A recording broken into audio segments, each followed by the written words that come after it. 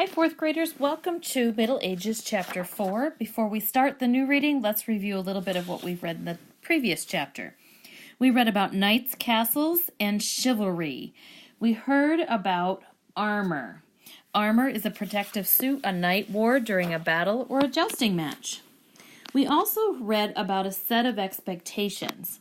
These were things the knights tried to live by. It was a set of rules under which they were expected to serve their lord, as well as protect and honor the church and weaker members of society.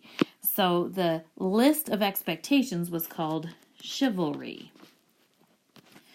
All right, in the Middle Ages, we read about feudalism.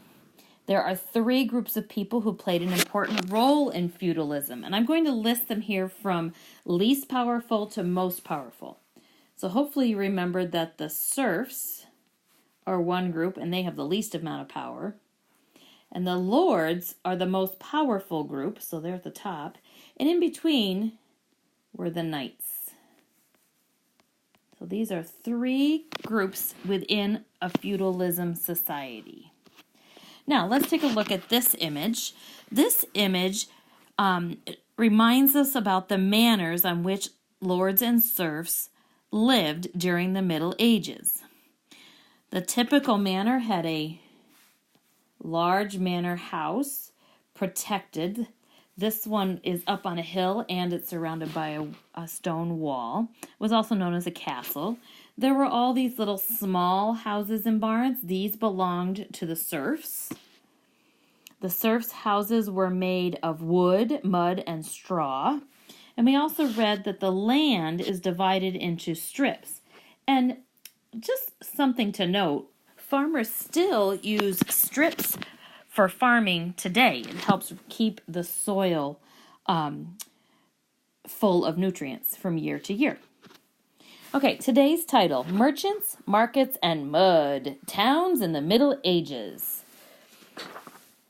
Our purpose for reading today is to read carefully to learn why towns developed during the Middle Ages and what was the positive and negatives in the medieval towns.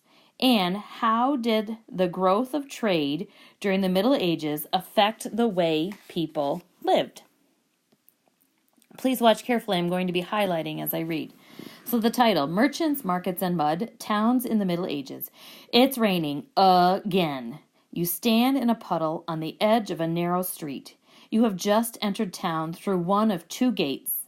The gates are the only way in and out of this walled town.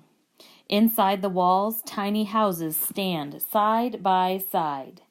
As you move through the crowd, you spot rats scurrying about, feeding on discarded trash.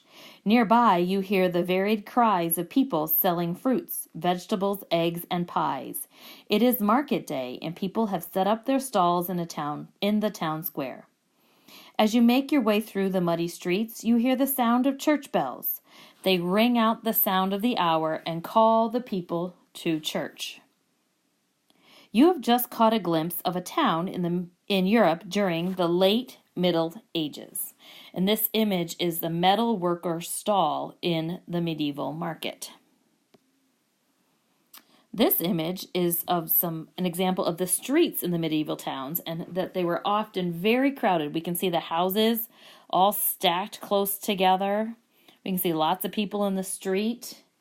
We can see the dirt streets and the mud, some animals right in the streets. Okay. In the early part of the Middle Ages, most people lived in the countryside. Between the years 1000 and 1350 CE, fueled by trade, towns began to grow. New jobs emerged, and as a result, more and more people left the countryside to live and work in towns. With this growth in trade, an increased number of people became involved in commerce or business. As a result, a class of people called the middle class grew in importance. Merchants and craftsmen were part of the middle class. Towns grew as the middle class created successful businesses and therefore jobs. Some merchants became rich and influential members of town communities. To protect their businesses, merchants established guilds in towns throughout Europe. Guilds were organizations made up of merchants. Guilds controlled wages as well as the price and quality of the goods the merchants sold. So, a question for you. Where did most people live in the early part of the Middle Ages? Well, in the early part, here's the key words, early part, most people lived in the countryside. And then where did people move between 1000 CE and 1350 CE? Between those years, people moved to towns. They left the countryside to live and work in the towns. So trade changed where people lived. Trade made more jobs, so new jobs, so more people left the countryside to live and work those jobs in the towns. Now, one other important thing on this page. As more people became involved in trade and commerce, increased number of people in trade and commerce, as a result, a class of people called the middle class grew in importance. Middle class. Okay, not only did merchants thrive, so too did skilled craftsmen, such as carpenters, paper makers, glass makers, and blacksmiths. Skilled craftsmen were also important members of town communities. They made and sold their goods in the towns in which they lived and worked, just like merchants. Skilled craftsmen protected their businesses by forming guilds. Only highly skilled craftsmen were invited to join these guilds. Many years of training went into becoming a skilled craftsman. Let's take a look at this image here at the top. We have a carpenter. A carpenter is someone who creates with wood. So if they built cabinets, that would be a carpenter.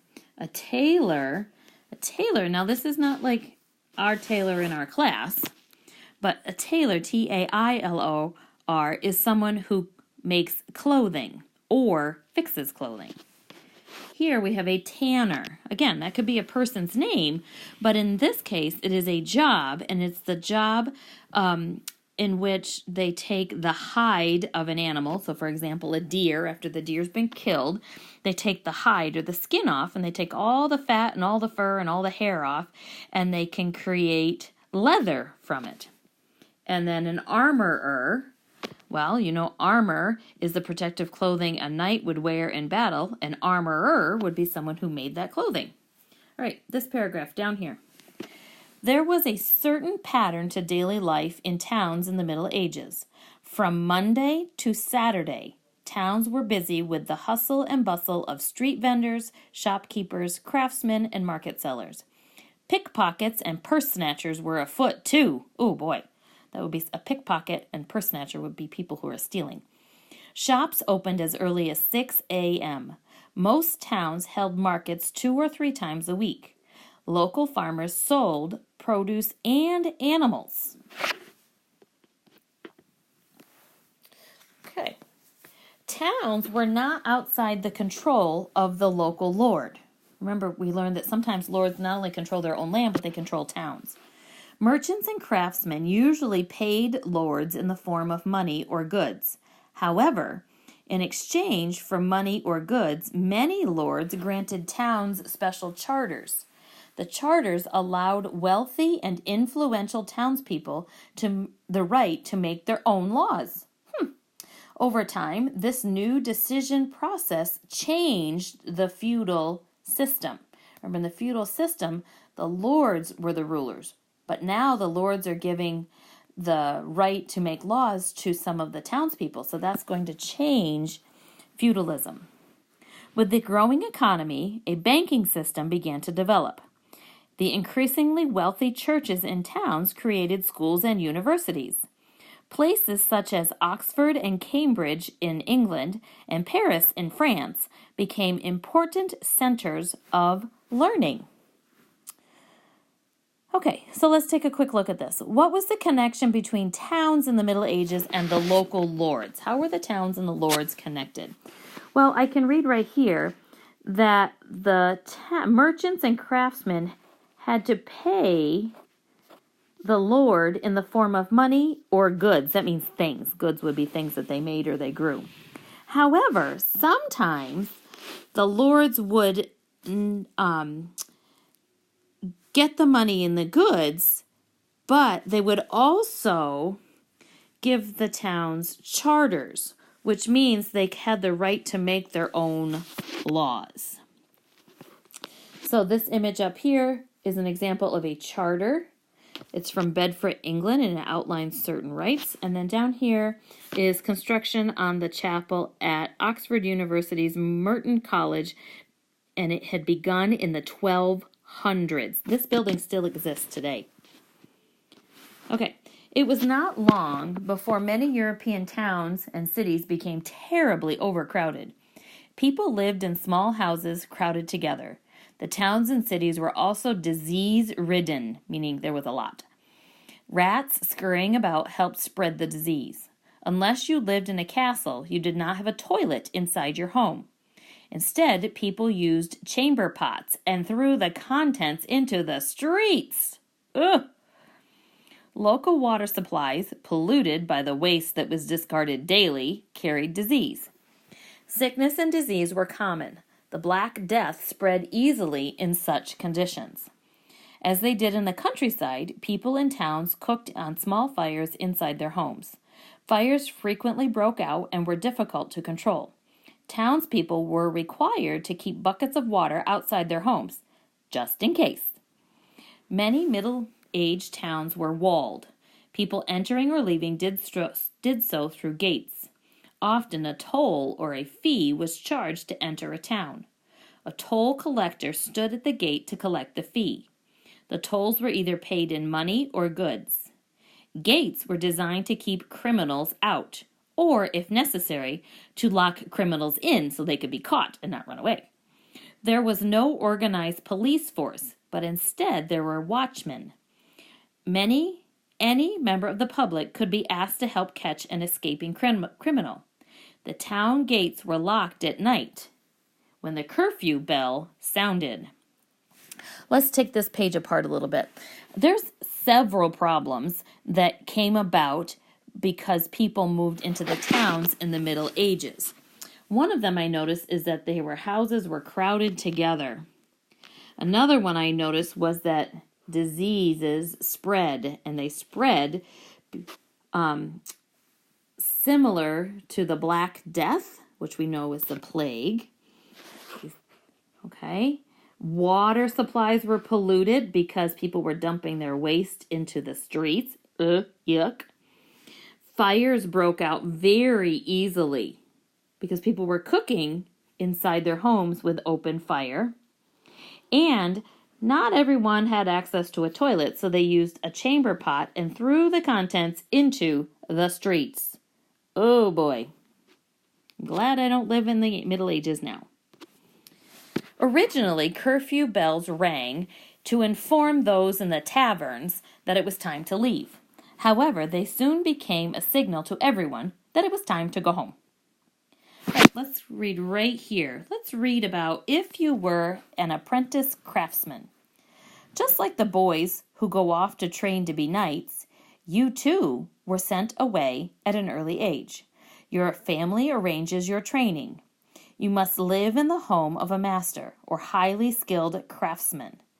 It is unlikely, not likely, that you will return home again during your apprenticeship years. Once you go, you don't come back. So this is an apprentice assisting his master.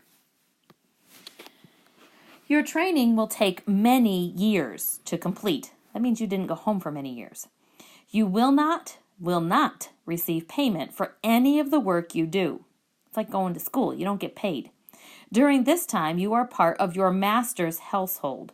You live in his home or shop. You usually eat with his family. Your new family provides the clothes you wear. Even if you are homesick or sad, you have to obey your master. After a specified period of time, you advance from being an apprentice to becoming a journeyman. As a journeyman, you are paid by your master each day for your work. Usually, you continue to work for your master as an employee. After several years as an employee, you might take the next step in your career. You might be ready to submit a piece of your best work, called your masterpiece, to the guild for approval. If the guild accepts your work, you finally become a master craftsman. You might even be able to open your own shop with your name above the door. That would be cool. So let's go back and list the 3 levels that it takes before you can become a master craftsman. So first thing is you are an apprentice. Your apprenticeship years. All right? So you advance from being an apprentice to a journeyman. And after you are a journeyman and you are being paid at that point, and you submit your masterpiece, you will finally become a master craftsman. So here, this page we had an apprentice. Notice that's a young child, a young boy. Here is maybe a teenager, someone who's a little bit older, working as a journeyman. And then here is a master blacksmith, someone who's much older. All right, how about the women in the Middle Ages? Women in the Middle Ages had very few legal rights. However, a small number of women in positions of power had significant influence. For example, women who became queens were often in the position to advise their husbands and sons, the kings and princes. A lord's widow who did not have sons could manage her deceased husband's land and make important decisions. A widow is a woman whose husband has died. Women could become skilled in a particular craft, and some trained to be merchants. Other women joined the church and became nuns. Many women worked alongside their husbands in the fields. Regardless of whether you were part of the privileged class or were serfs, as important members of their households, women managed their family's daily needs. So all women, whether you were a privileged woman or a serf, you managed your family's daily needs. Now, down here, these are 2 interesting women from this time. One was Empress Matilda and Abbess Hildegard of Bingen. Empress Matilda lived during the 1100s and was the daughter of King Henry I of England. She was involved in leading an army against an English king. Wow! She escaped capture and went to France. She was also the mother of King Henry II of England. So this is Empress Matilda. Abbess Hildegard was a writer and composer who lived during the 1100s. She wrote about many different subjects, including philosophy, science, and medicine. She also developed an alternative English alphabet. Pretty cool ladies. All right, let's go to our medieval musings. In the Middle Ages, townspeople tried to avoid drinking water because it was polluted. What did they drink instead? Here's a clue. It's a drink made from grain. So I would think that they were drinking something that we now call beer. In the Middle Ages, people created last names to describe the job they did. What did men with the last name Shoemaker do? Oh, that's pretty easy. I think they made shoes, don't you? And then how about what would a cooper do? That was a little tougher. A cooper is someone who makes barrels. And now let's go down here to our letter quest. And I'm going to show you where the letter is today. Let's get up. Let's see, red. It's right here on the chest of the dragon. It's the letter E. It's easier to see in the reader. It's not as easy to see in this picture. So thanks for hanging out with me today. And we'll see you for the next reading.